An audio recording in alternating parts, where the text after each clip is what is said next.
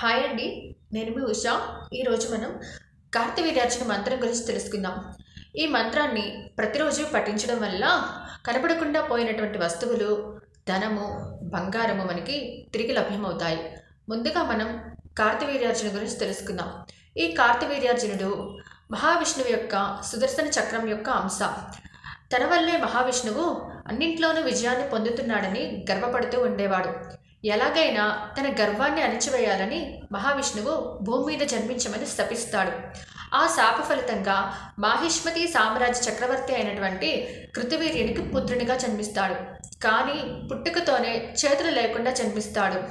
కఠోరమైనటువంటి భక్తి శ్రద్ధలతో దత్తాత్రేయుల వారిని పూజించి వరంగా 1000 చేతులను పొందుతాడు. ఇప్పుడు మనం కార్తవీర్యార్జున మంత్రం గురించి తెలుసుకుందాం.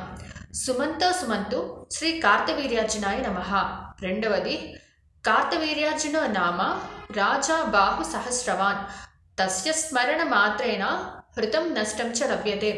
ఈ మంత్రాన్ని ప్రతిరోజు పూజ చేసిన తర్వాత మనసులో మీ కోరిక చెప్పుకొని భక్తి శ్రద్ధలతో 21 సార్లు కానీ లేదా 108 సార్లు కానీ పఠించడం వల్ల తప్పక మీ కోరిక నెరవేరుతుంది. నా వీడియో కనుక మీకు నచ్చినట్లయితే లైక్, కామెంట్ చేసి సబ్స్క్రైబ్ చేయండి. అందరికీ ధన్యవాదాలు.